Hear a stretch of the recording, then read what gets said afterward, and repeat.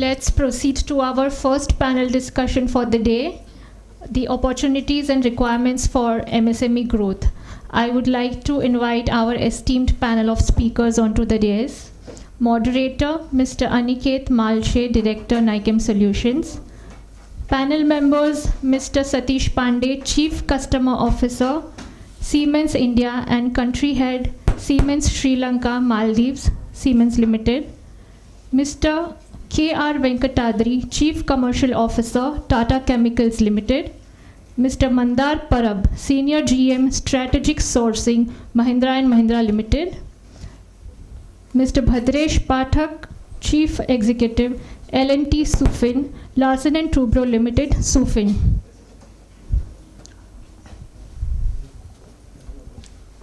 Welcome, sirs. And over to Mr. Malshe. Good morning, everybody. My name is Aniket Malshe. I am founder of Nichem Solutions. We are into specialty chemical manufacturing. This particular discussion that we are going to have is for the opportunities of for SMEs, and we have esteemed panel members here who come from corporates. It's a dream for any SME to supply to large corporates, but at the same time it's a big challenge because you need to be consistent in quality over a period of time. So we are in this session going to understand from these panelists what they see at SMEs, what are the opportunities that exist, and also what are the expectations that they have from SMEs on how to improve. Right? So I would just like to introduce the panel members. First we have Mr. Satish Pandey. Mr. Pandey holds esteemed position as Chief Customer Officer at Siemens India, while also serving the country head, serving as country head for Siemens Limited in Sri Lanka and Maldives. With an impressive career spanning over 19 years, Mr. Pandey has excelled in various management capacities, including strategy, sales, operations, and project management. Prior to his tenure at Siemens, he achieved remarkable success at ABB. His illustrious career underscores his unwavering dedication to fostering innovation and driving growth in the industrial and infrastructure sectors. Then we have Mr. Venkatadri Ranganathan, who is the Chief Commercial Officer at Tata Chemicals. Prior to this, he has held various leadership roles as COO at Nutrition Science Business and Chief Innovation and Digital Officer in Tata Chemicals. And before that, he was Chief Operating Officer at Rallis India. In Rallis, he was instrumental in developing and implementing the precision agriculture services, leveraging digital technologies. He's also is a governing council member of CII Center for Digital Transformation, a member of CII National Committee on Technology, Innovation and R&D, and a member on CII Smart Manufacturing Council. Then we have Mr. Mandar Parab, who is a Senior General Manager, Strategic Sourcing for Mahindra Farm Equipment Sector.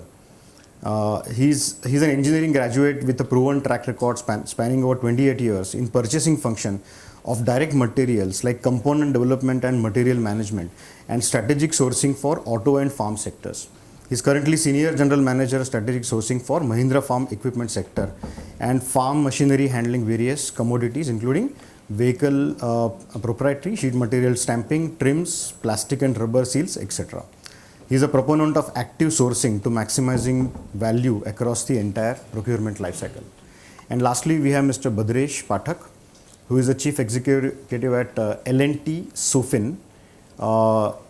He is a seasoned business leader and current Chief Executive at L&T Sufin with a wealth of experience of about 29 years in financial services and B2B e-commerce sector.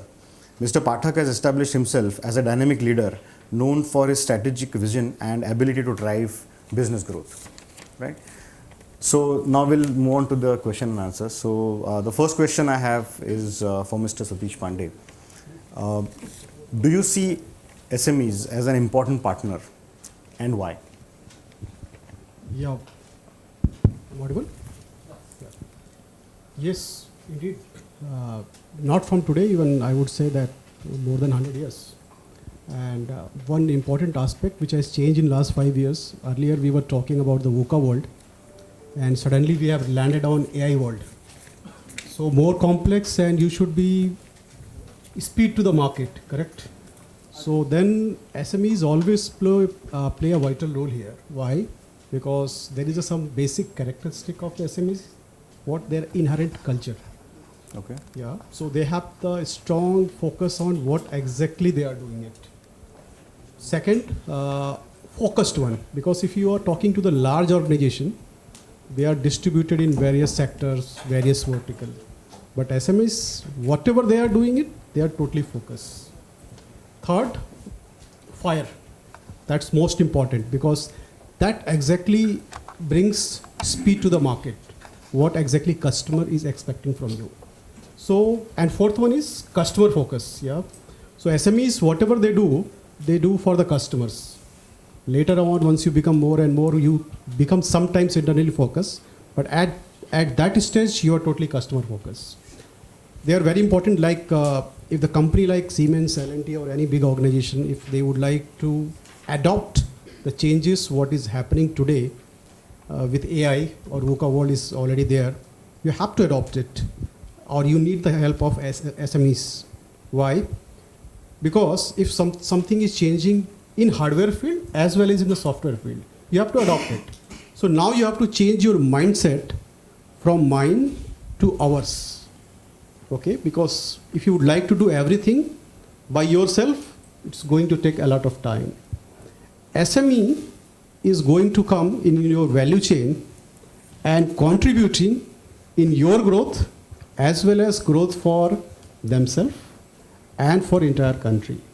And we have taken one initiative, because definitely we'll ask, I have to give some example. So we started 2 years back the Siemens Accelerator program. It's a B2B of Amazon, if I have to translate in very straightforward language. So something if I am doing for one vertical, industry vertical like food and beverages, so I cannot do the entire solution for the customer. I require a partner. And who are the partners? These SMEs. There is a thought process change here. Earlier we were thinking that SMEs can be used in backward integration. Might be they will be the supplier. But there is a change of the mindset. Now you can integrate in the forward integration. They are your partner. So they are combining your strength with their strength and solving the customer problem. And beauty of it, if you're solving together one problem of the one industries, it can be scalable, because we are talking the AI and digitalization. So that solution can be scalable across the industry vertical or across the enterprise. So beneficial for both of them. So very, very important in the coming scenarios, not only the hardware, but as well as the software side. Okay, very interesting thought. Thank you. Next question is to Mr. Venkatadri. What percentage of your total procurement is from SMEs, and are you mandated to purchase anything from SMEs at Tata Chemicals? At the outset, I am very happy to be here and speak about some of the work that we have done with MSMEs. My co-panelist Satish said that MSMEs are a very integral part of the Tata Group. I represent Tata Chemicals, and as Tata Group, traditionally we have always been very closely working with them and helping them to develop and grow. So if I speak specifically about, we have 3 factories in India, and Gujarat, and one in Andhra, and one in Tamil Nadu.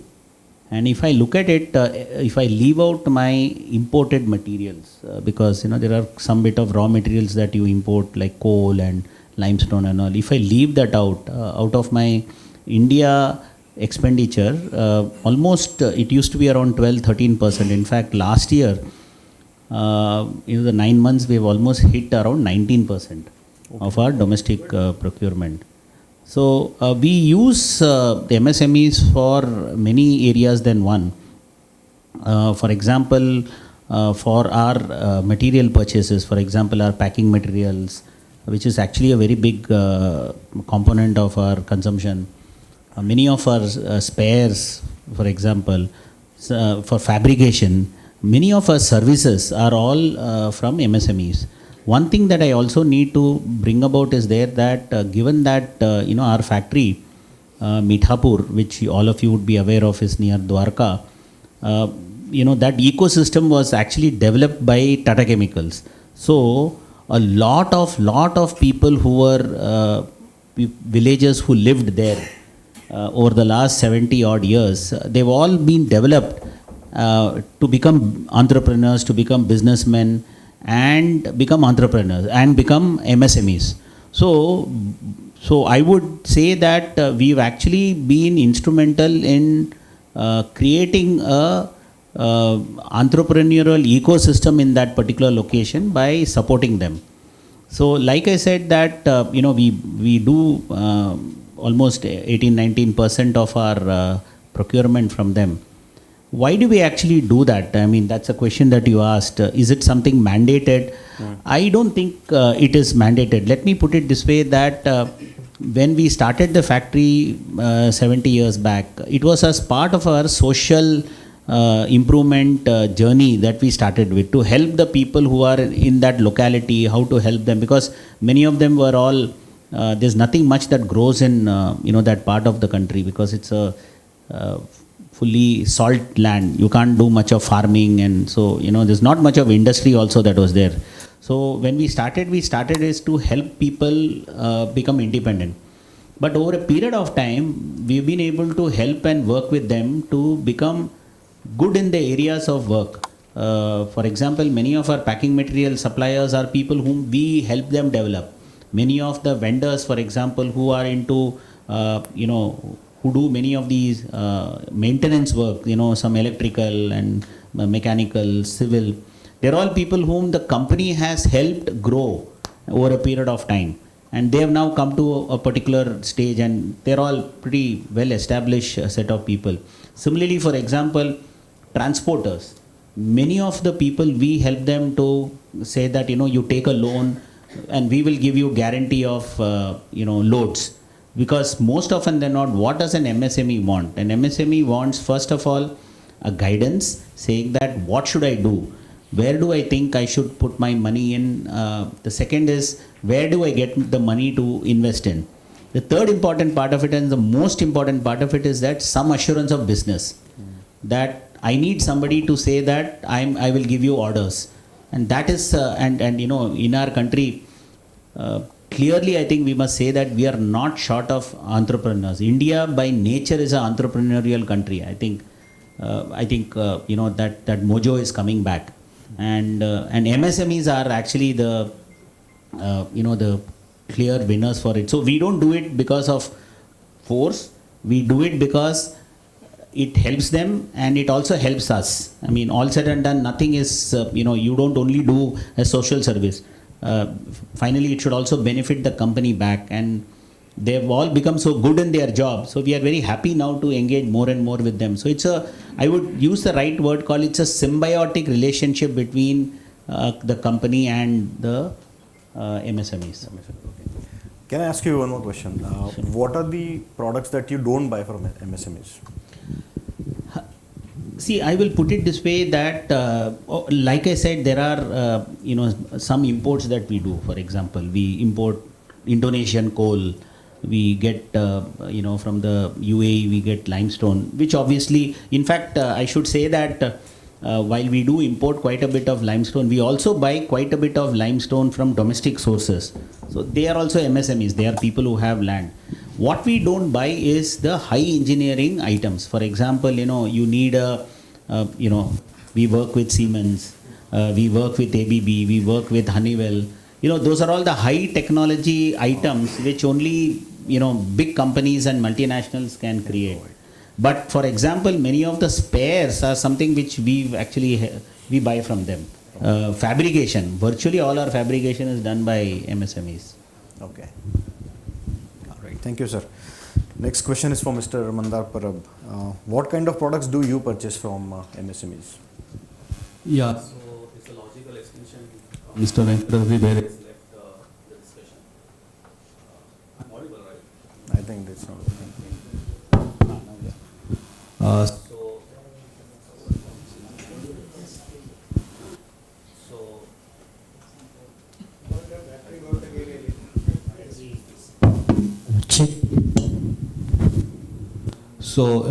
it's a logical extension where Mr. Venkatadri has left the discussion, what components do we buy? But before addressing that, honestly speaking, because I have been in purchase all my life in different functions, right? Buying different kinds of components. So I'm kind of a purchase, we call strategic sourcing, and tell about why strategic sourcing, because purchase, strategic sourcing, supply chain management, component development and materials management, supply technical assistance is a one whole chain of colloquial word purchasing. So the strategic sourcing, first of all, how we do is the selection of the supplier, which is called strategy, risk management of the supplier, and a long-term contract commercial finalization with those suppliers for auto, farm, truck and buses and all these products, right? So it's a central function.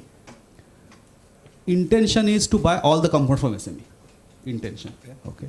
And I'll tell you why. We are purchaser.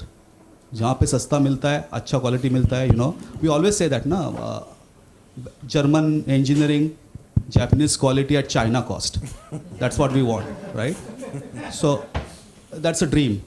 So that dream is that when SME does their own engineering, make their own designs, have that quality levels for big corporates or big tier ones have, then purchaser job is done. We don't need in the organization, actually speaking. And the endeavor is like that. So intent is to buy everything, because I recently moved to a farm machinery sourcing where we make like a, mechanization, farm mechanization like Kartars and Preets, and there is no organized company like JCB there. So the supplier base is at more of the, north part of the country. And even when we met those kind of SME where most of the, Punjab side of ecosystem, I was taken aback the way they control the cost.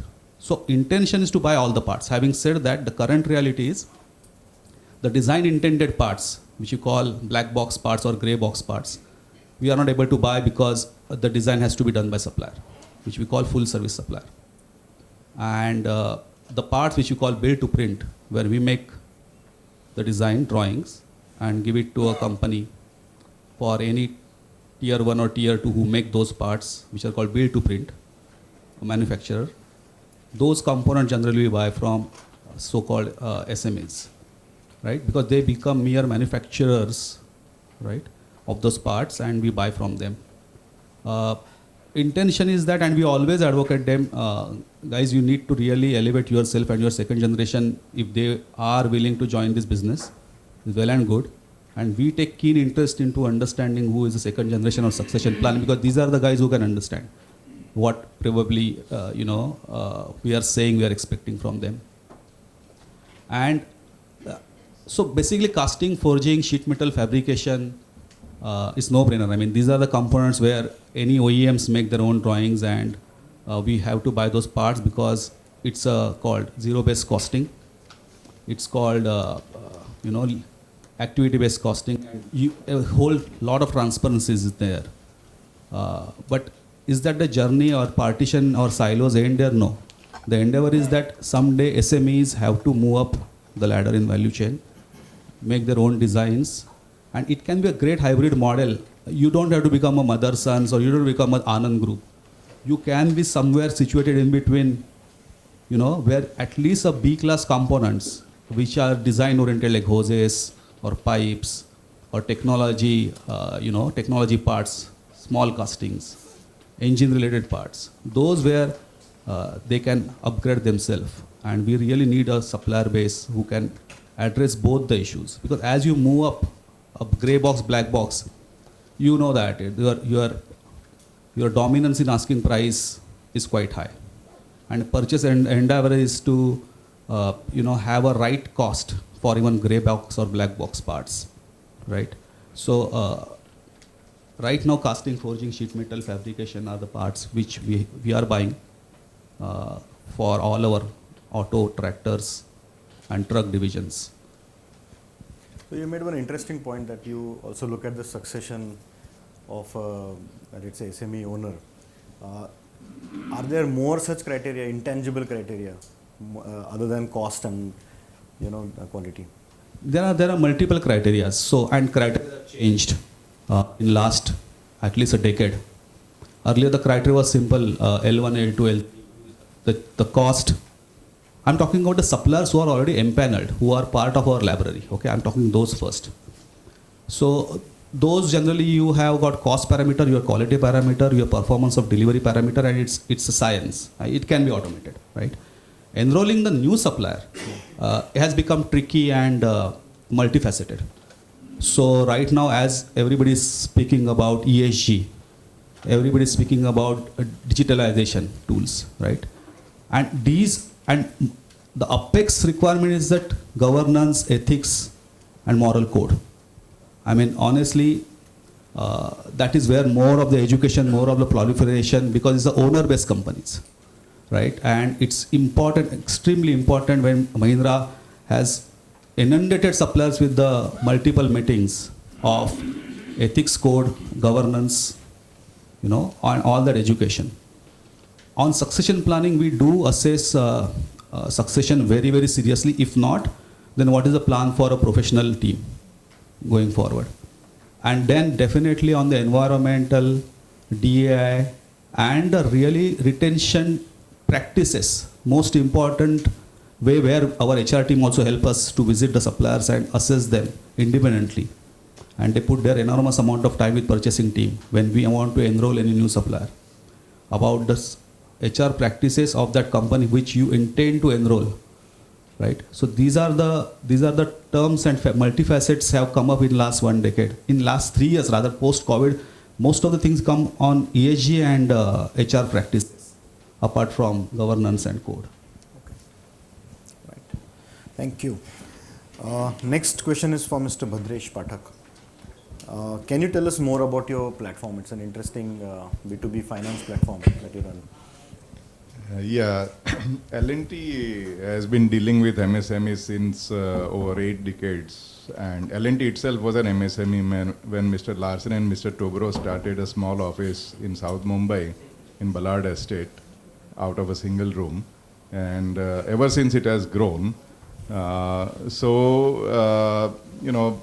We understand what are the pain points of MSMEs like no other, because for L&T and MSME, it is a very, very symbiotic relationship. No job of L&T can be done without MSMEs. We have huge number of contractors, subcontractors, manufacturers supplying to us. There are about 50,000 plus vendors. We procure material worth more than 1 lakh crore per annum. And it is impossible to do any job without MSME. Whether it is, a civil engineering job, maybe anything, Statue of Unity or Ram Temple or any longest bridge across the Brahmaputra River, or maybe any of that kind of job, or maybe in sophisticated, nuclear reactor manufacturing or submarines, whatever we do, MSME's role is very vital. Now, when, it was COVID time, we felt that, okay, we lack something, right? While we could complete all our jobs, the factories were running, and we were delivering even very, very complex jobs like, fusion-based reactor to France we supplied during the COVID period.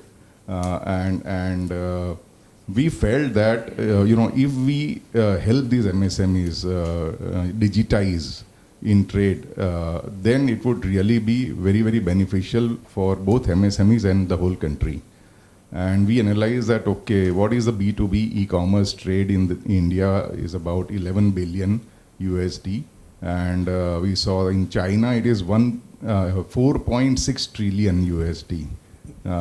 US it is 1.6 trillion, right? So, I mean, it is no way comparable to any of these countries. And if we start this digital commerce, probably it would not only help the MSME supply to large corporate, it would also help MSME to supply to other MSMEs. We also saw that there was a missing middle, say out of 6.5 crore of MSMEs, only 5% are medium or, medium scale, I would say.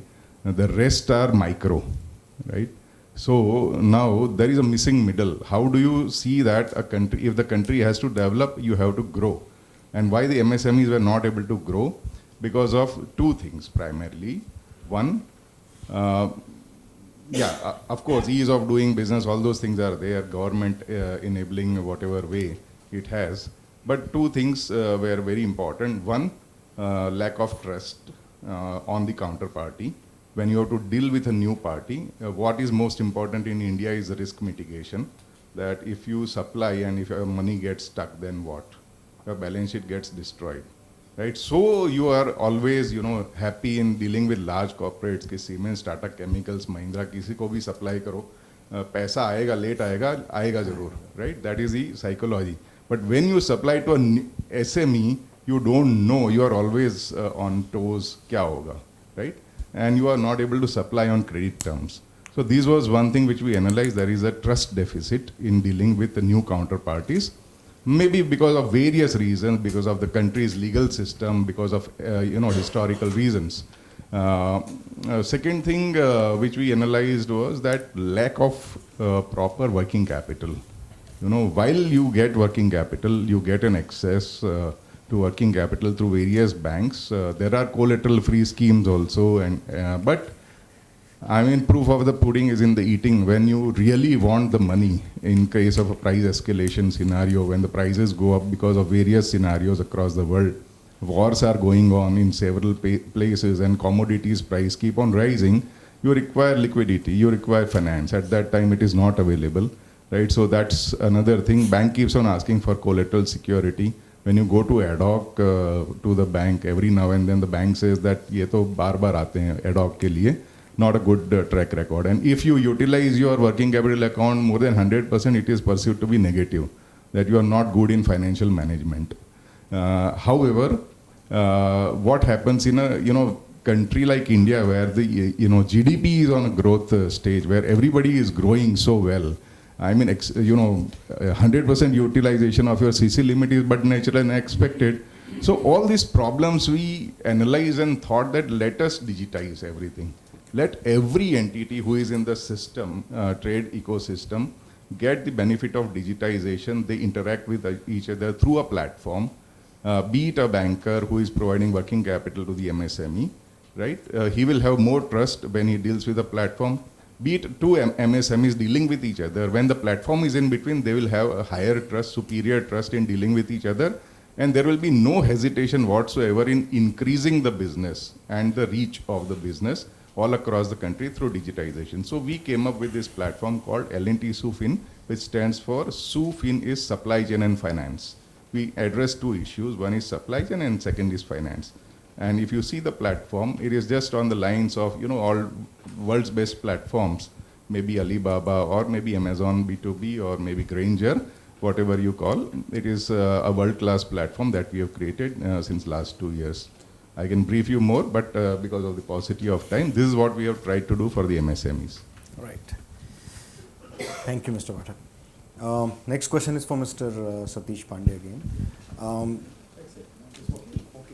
As we all saw that all corporates are, they're keen to buy from SMEs. It's not that they want to only buy from large corporates. But sometimes we see that SMEs are not at a particular level. They're not competent enough. So do you help people? Do you help SMEs to get competent to supply to you? Yeah, definitely. I was positively surprised that selection of the panel. You put the Siemens this side and all my customer at the left-hand side. So it seems that you have created the complete value chain. Yeah. So like Tata's, our 120 years old customer, Mahindra's, our regular customers, L&T, almost we are working with each other 70 years, 50, 60 years at least. And this is called the ecosystem, my customer asks, I need German quality, German engineering with Japanese quality in Chinese price. How to do it? And you have to do it, correct? Because then SMEs will come into the picture. And I will take one or two examples. So we fix the steps for industries from S to M to M, SMEs basically, okay. And then to L also, how you are going to achieve it. Start with like if you are a retailer or providing some small software you are buying from us and selling into the market. Then building the competency to become a small entrepreneur. And one example I will take from the hardware side. Sorry. Like if Tata is expanding or building their factories, they need the panels. And if you go 30 years back, we were making the panels in our factory, in Kalwa factories, or could be in Goa factories. That's not competitive now because you need the speed and everything. So what we did, we selected some partners who are our SMEs, and not them, basically SMEs I'm mentioning here because you have to travel that path. And we trained them in various dimensions, which is in line with my client requirement. Most important is ethics, because if you're working with any great organization, it is a Tatas or Birlas or Mahindras or L&T, you should be ethical. So no bribe and all. You should be strictly following it. Yeah, that's a absolutely no go if you can find it out anywhere in the record or audits. So that's the first criteria. Second is environment, health and safety. So we start with the safety, especially safely working. Is your small works, whatever you have created, do you have the safe environment? We send our safety engineers to train their workers, and we have a workshop kind of things in our Kalwa works, where 4 days of the training is there for our partners. So we call them, give free of cost training. Sometimes we charge very nominal, like 10,000, 20,000, because sometimes if it is a free of cost, people don't value it. So we charge 10,000 or something, just, we also give the training on what is exactly the compliance and how you are going to follow it. Once you fill all these criteria, then third is called the technologies, basically. So we give our own design that they can assemble these panels.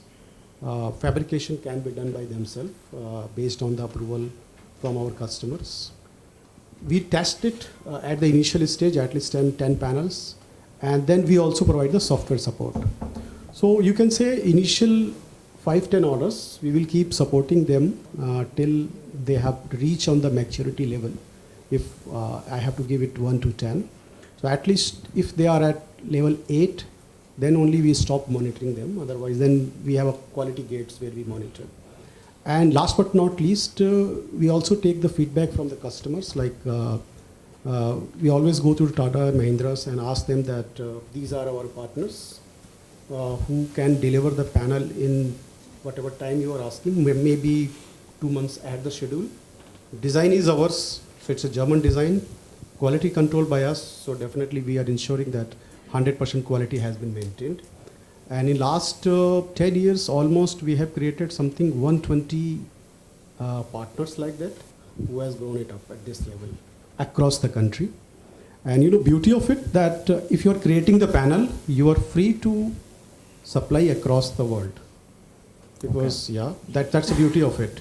So these partners are supplying panels to Europe, because if you are approved in Tata Steel and Tata Steel has having the plant in Europe, then you can supply to the Europe also, because you are maintaining the same quality. So you are not getting only local support as well as the global support. Then technology transfer. Slowly we ask them to build the own competency for the balanced value chain. Like we are only supplying the panel, but can you do the complete electrical balance of plant of the Tata Chemical, like the companies in Gujarat? Okay. So then we support them also with engineering, but execution and everything will be done by them. So they slowly they were our partner, but in the long term they also become our customers. So that's what exactly the theme.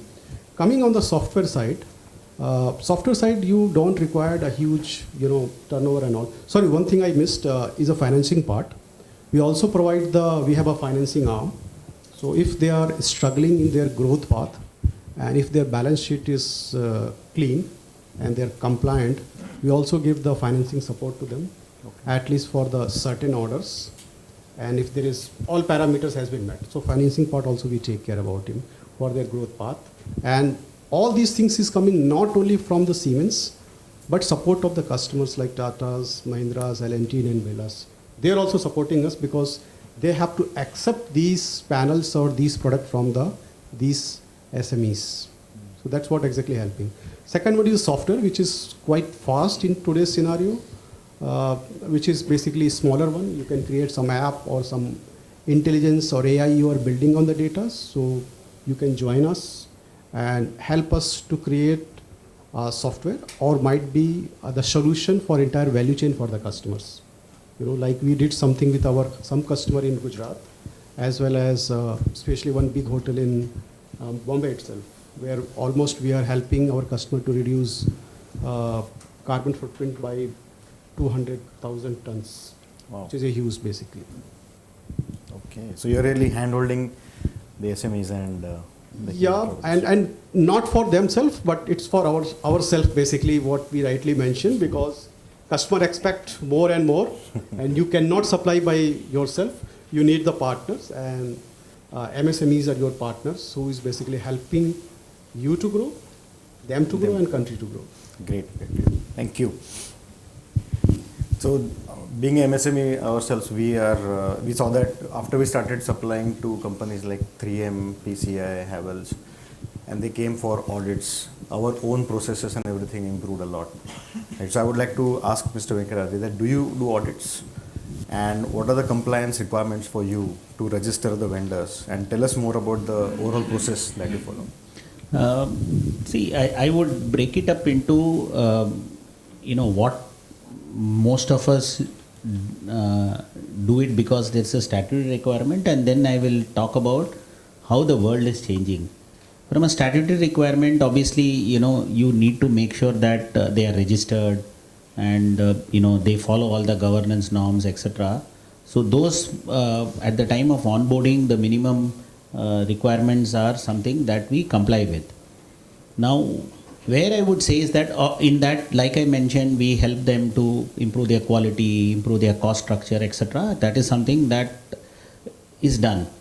I'll actually now talk about how the world is changing, and that's where I would say that, one of the things that we said, how do we help MSMEs to become more modern, more up-to-date, more professional?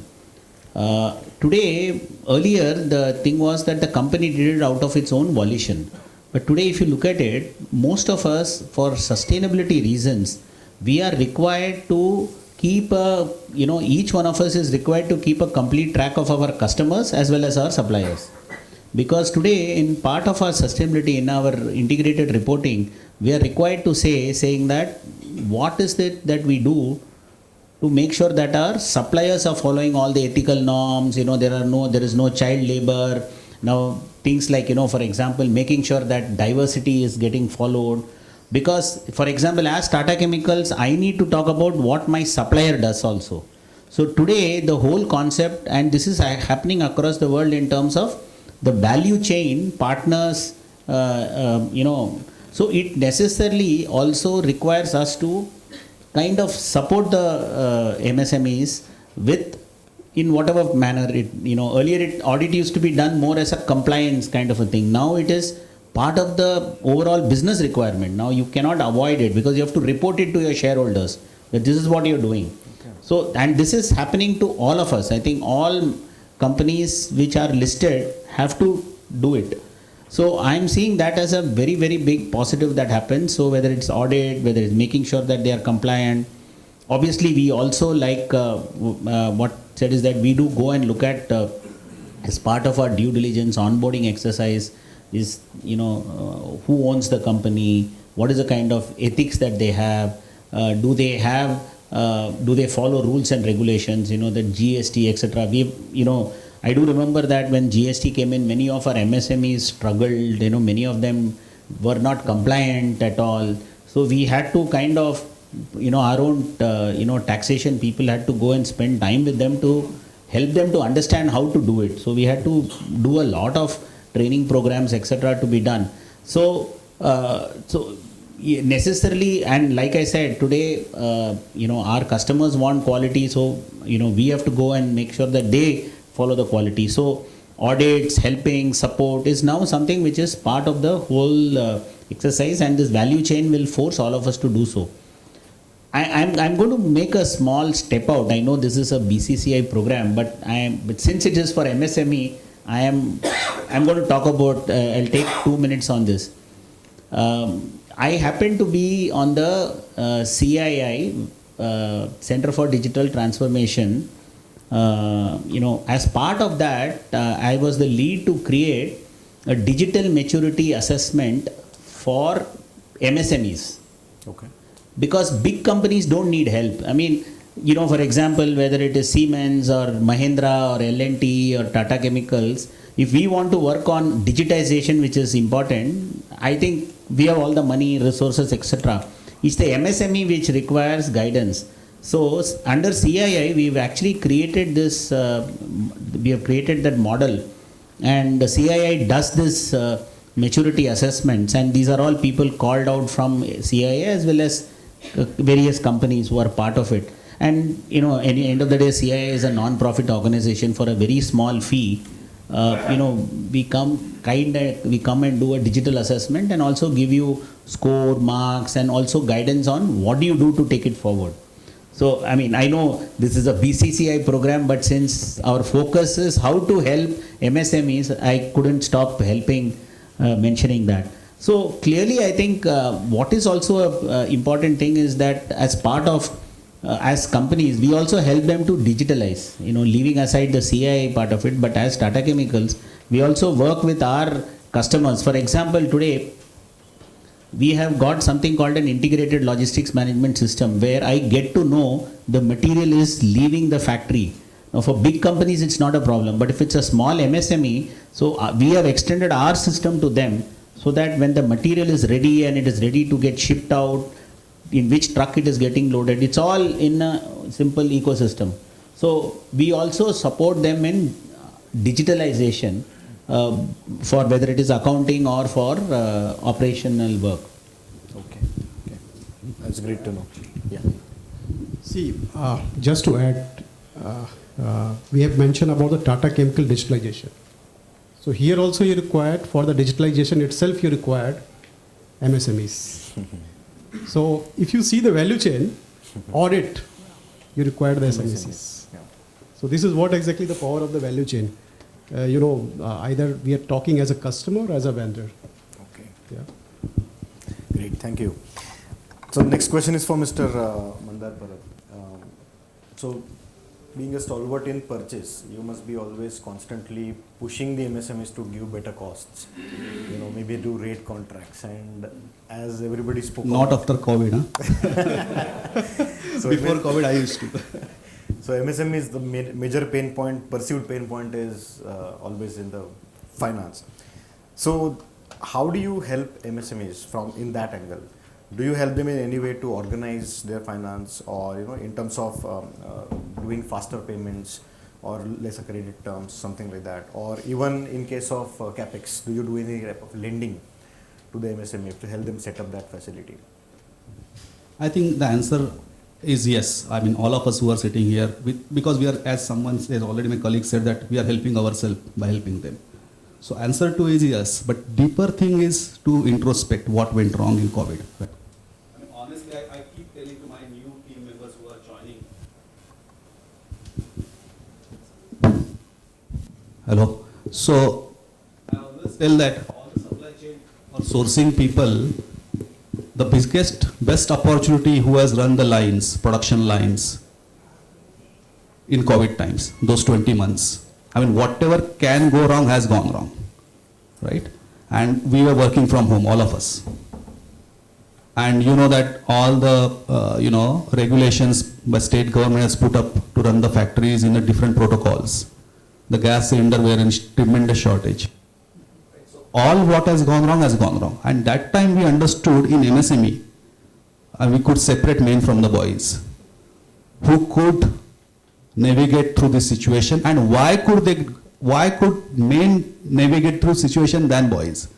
I mean, that was the biggest learning assignment for me and satisfying. And when I was handling this along with my team and my other peers who handled electrical and electronic goods for imports, and we have now being in Mahindra and a lot of other guys have joined Tata's, or couple of my friends and great colleagues are working in Apple supply chain, working from Cupertino office.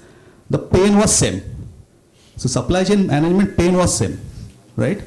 So, and we used to, because it's a work from home, there is no boundary, so we used to chat, kya ho raha hai wahan pe, and everything is same. So it was not like only our MSMEs got crippled.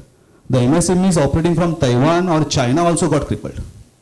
So I think that was the biggest learning. And before coming to that, what help we give, for whom we have to give help, that is a larger question, right? Why others could still feed their lines, feed their production, pay their workmen when there was no business? That means their wherewithal of handling finance and working capital and liquidity management definitely is better than others. What do they do? So when this storm got, kind of calm, we sat through, started coming to our Kandivali and Worli offices. And then we had a workshop, and I had my own things, but I didn't let that go first. I asked him, what do you feel? That supplier, which we always feel is so costly, he could feed the line. He never asked working capital funding, right? So MSME really moved the paradigm from the conventional purchasing wisdom that महंगा इसका मतलब अच्छा नहीं है. I am talking very counterintuitive at the moment, not putting my functional hat. But honestly, my paradigm got changed. So if the supplier is costly, we give enough attention to that supplier because he is the one who can handle COVID. He is the one who never asked any help from working capital management. He could the one who could give shelter to his workmen and feed them without any revenues. Right? So the assessment criteria, a paradigm shift happened in purchaser's mind. So the way typical, he is the cheapest got coupled. And then when my thing is that why it happened is that, and that's why came succession. The guys who are having their sons or daughters join the business, although at quite anguish when design changes happen, material spec get changed, the demand for the next cost escalation or change in the cost because spec change is disproportionate, and multiple round of negotiation with second generation generally happen, which never used to happen with the father. The father was more of a relationship basis, do mode. It's always in a do mode. Overnight you have to deliver the parts. Cost का बाद में देखेंगे. That बाद में देखेंगे didn't work. And that's why the help of either succession planning, why it is very, very important, giving all other ASG and safety and financial literacy and governance ethics, that being given. Succession planning really differentiates MSc. HR practices really differentiates MSP. They really separate men versus boys. Right? That is the two differentiating factors in my domain. I could gather that information. What is that within MSME? Who are the better ones and why they are the better ones? What happens is that these great professionals who has joined because the succession is not there, they are really working good on the costing point of the component, online concurrently, not with the lag. It is a pain for the purchaser, but in the hindsight, that pain is better than what pain you will meet later. Right? And then we had to run the program. Mahindra Finance, you all know that is a very solid company. One of the arms funds MSMEs. Right? So Mahindra Finance run the whole program. We enrolled a lot of our MSMEs who wanted working capital during COVID times. And we ran the whole program of 30 to 33 MSMEs who wanted that working capital short. We do have a lot of one-to-one interactions where we have to go out of the way, but it is a case-to-case basis. It is because by giving certain out-of-the-way help for one or two guys where we weigh the value they bring it to the table. And that's why it is very important to have a very solid supply chain, bulletproof supply chain, a quality performance, delivery performance, great ethics. And companies like us reward those suppliers. What I mean is that support, generally they are the ones who will get faster. It is not one size fit all. It is not running the whole policy program. Because what you will do if you keep giving a person who is not able to run the show on working capital management basis day in, day out, you are just making him cripple. Right? So it's very important to have that creative tension between supplier partner and OEMs. Otherwise, you are just making him deficient by again making him parasite again and again by looking at OEMs rather than improving his own efficiencies. Second most important colloquial thing is that we are only dependent on two customers, and that used to be, again in hindsight, used to be rewarded a lot. What a loyalty. Sorry, but not anymore. I mean, that's another paradigm where we always tell that don't feel so great about you are supplying only to Mahindra from 30 years. It's not good. You really need to spread your customer base. Otherwise, what will your financial risk spread over? You really need to have a great 2-3 big customers, because if one doesn't go with because India is not secular like China. Let's understand it. We are cyclical. you know, and whatever in the down cycle of the economy hits, where do you go? Mahindra can sustain. We have got cash in hand, right? But you will couple. So that's why your customer base, your succession, your professional setup, your next line, and your working capital management has to be at most important.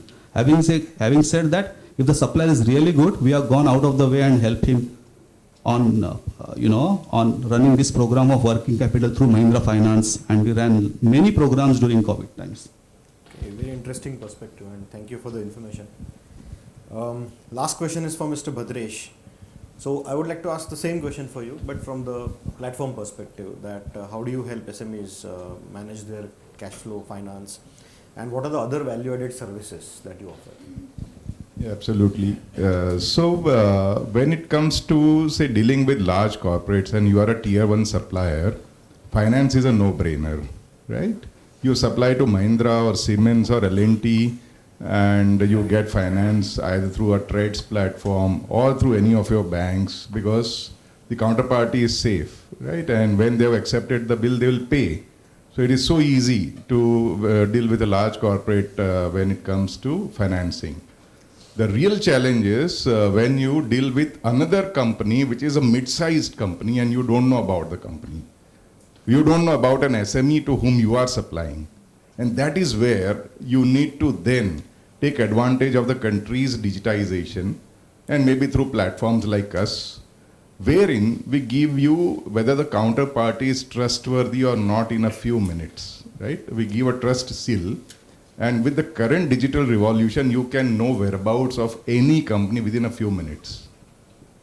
You know, so everything is available through digitization.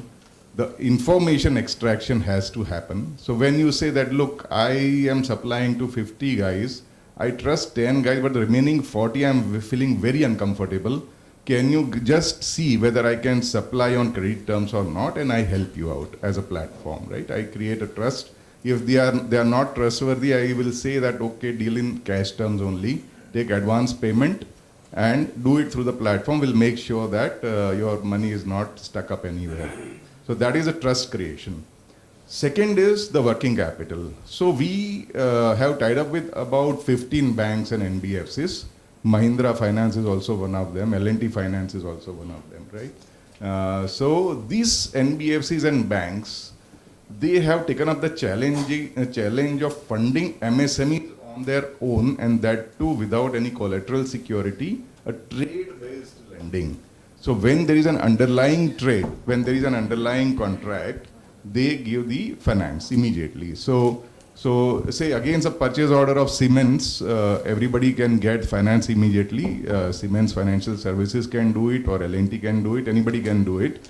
But when it comes to an order from an MSME buyer, the MSME seller can get finance within a minute on our platform. That is what we have created, because we deal with trusted clients, and banks believe in our fintech. Banks believe in what we say, and they trust our due diligence. And because of that, and I'm not saying that I'm the only platform like that, maybe there are other platforms, but we have cracked this, that banks would give seller finance to purchase the material and honor the contract. So say for example, there is a bullet train supplier, right? And we are executing a bullet train project. Now he has got an order worth say 100 crores, but he has to purchase material, right? So when it comes to L&T bill discounting, it will be done, right? Anybody can do it, even L&T Finance can do it, or any bank can do it. But when it comes to purchasing steel to do some fabrication, Tata Steel will not give credit, right? So you have to then arrange for the working capital, which is always deficient when you are in a rising interest rate scenario or a rising economy. For that, you need to approach it in a very scientific way, and that is what we do it. So we analyze end-to-end everything and arrange for this liquidity. And mind well, anybody who manages their working capital very efficiently, they have always more valuable business as compared to the person who is always, in deficit of working capital. And we help the enterprises overcome this. So why are all these enterprises who have negative working capital the most valuable companies in the world? Right? Because they have overcome the problem. So talk about HUL or talk about Nestle. Why their stock prices are like this? Because they are a negative working capital company. So similarly, we help the MSMEs in overcoming the working capital issues, and that too without collateral security. When collateral hits the roof, right, and you are not able to provide or furnish further collateral security, then you need to have a scientific way of approaching the financial institutions, and that we help you out in doing it. And it happens in a matter of few hours, matter of few minutes, when you are a trusted supplier on the L&T Sufin platform. So how it exactly happens, probably we don't have time to discuss, but yes, you can definitely visit the platform and see for yourself or connect with us. So that will be done. And there are many other platforms like that. But yes, this is the only platform that deals with industrial goods, acknowledges the underlying trade. We are not a fintech platform, just financing platform. We are also equally looking at the trade. So when trade happens, then only the financing is done, otherwise not. Okay, thank you very much. Is this outside the working capital limit? Yeah. So this is always outside the MPBF or working capital limit which a bank gives. So none of our partners are required to take NOC from the main working capital bank, right? Because this is completely unsecured, no charge on current assets, no charge on fixed assets, no hypothecation, nothing. And therefore there is no need for any NOC from the working capital bank. And what are the typical credit periods? Credit periods are, yes, typical 60 days, 90 days. Maybe when it's a big company, we go up to 150 days also. So for contractors, big contractors, you know, there is a long working capital cycle, we give up to 150 days. But these are the short, yeah, of course, when there is a capex, when you are procuring some equipment, then it is 2 years, 3 years, you can take a term loan, which is again a no-brainer. I mean, we can do it. I mean, that's very easy to do. But this is how we have, you know, we also give channel funding. So when there is a mid-sized company or a, you know, say SME having 50 to 100 crores turnover, then we help them in appointing their dealers, distributors, so that they can compete with the national brands. Say I am manufacturing LED for Philips, right? I am a contract manufacturer, but I have my own brand. What should I do? So I help them in establishing their dealer network. So they compete with Philips, and that's how they come up in life. Okay. That's good. So I think, do we have time for questions? What is the interest rate? Yeah. So see here, interest rate is always a function of your credit worthiness.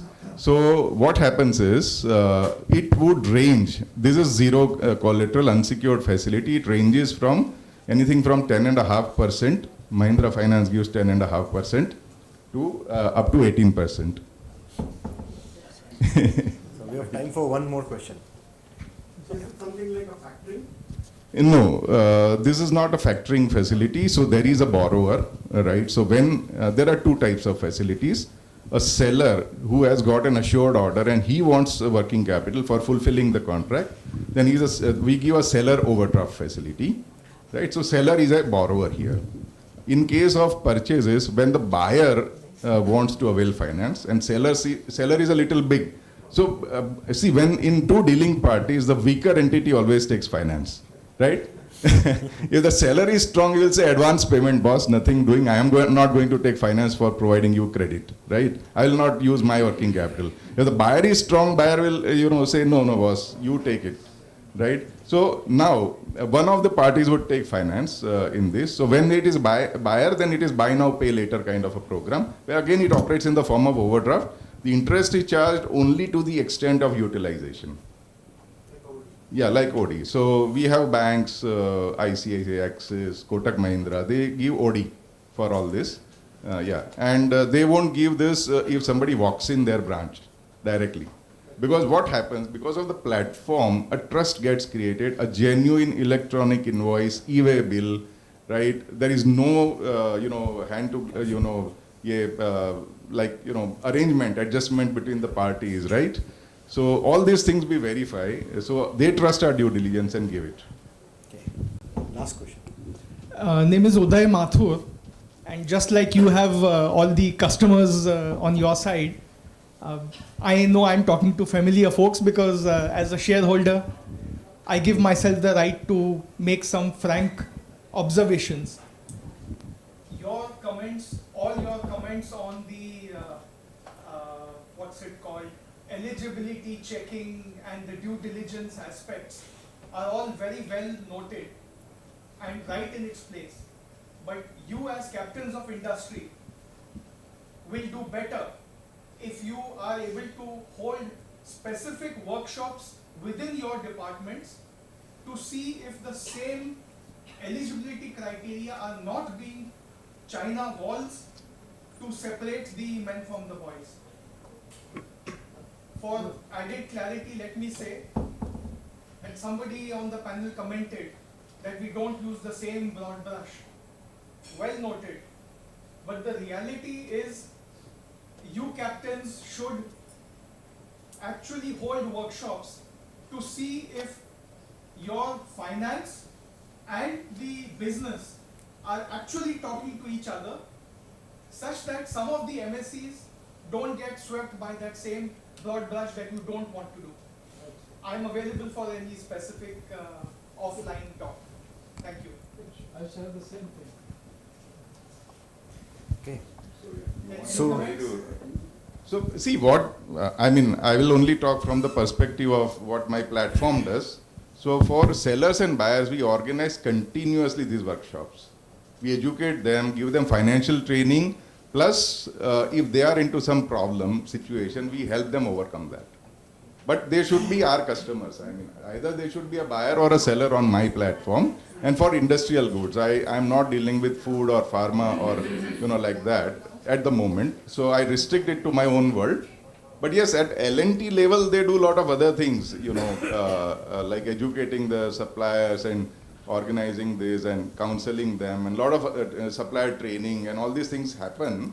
I mean, that's a separate thing altogether, but it happens. The panelists will pardon me for making these comments, but somewhere the silos, sir, the silos between the risk assessment and the business user needs to be either merged or better bridged. That's all I want to put on the table. Yeah, definitely. We have taken your point. तो खाली एक intention रह जाता है that yes, we want to do A, B, C, but the reality is a little different. See, there is always be the area of improvement, and we as a team definitely taken your point, and definitely awareness should be created, because like we are talking about the SMEs, but for ourselves also there is a criteria for 1 to 10, and I don't think so that any one of us at level of 10, correct? So these gaps are always there, and we have to work on it, and that's why we have taken your feedback. Yeah, definitely. And yeah. I just repeat one point. It was a learning for us, purchaser, from men versus boys, what men. The boys who were boys, I mean, just say that way. There's a learning for us. What I said was the revelation was that the guys who were costly, which used to not get business, started getting business. So that is the one paradigm shift. So costly doesn't mean bad. That's a one paradigm for purchaser point. I'm talking from Mahindras, right?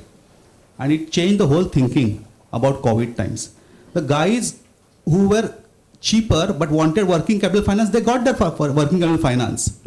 But point is the guys who were not getting business earlier because they used to be inherently cost structure wise high, they started getting a benefit of doubt now. So actually it's the best of both worlds. The guys who are not able to cost the product right way because their costing guy is not so proficient, they are not losing business. The guys who were not getting business, we were little costly but worked through COVID times very well, they got second chance of life. So actually nobody is loser, it's not a zero-sum game. That's why I wanted to tell. I think that brings a better clarity, I think. I say this with equal fairness on the objectives of the corporate. Yeah. But if you really want to empower that MSME, the SME partner, then relook and further integrate your teams. Yeah, Absolutely, absolutely. All right. Further discussions can take We can bring offline discussions. So I'll just conclude. So first of all, thank you very much all the panelists for being here. It was a very nice discussion. And what we learned as a MSME is that there are big boys, big brothers available to help you, to guide you, to handhold you, to make you big. But digitization is very, very critical, and ESG is coming, so you cannot run away from it. So these are some of the key takeaways from this session. Yeah. all the panel members and moderator for this informative discussion. May I now request Mr. Rajan Raje to please join our panelists on the dais to present the mementos to them as a token of our appreciation.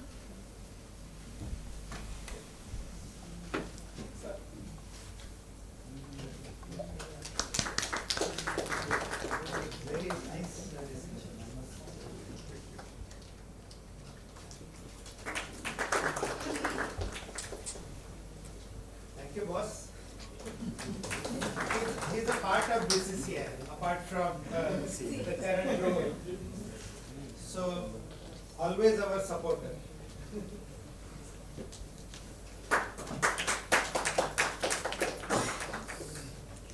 And he is my partner in succession. A big round of applause for all our esteemed panelists.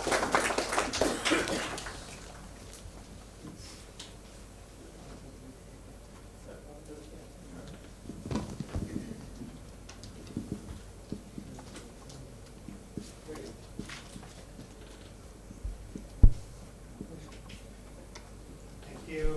Thank you. Thank you once again.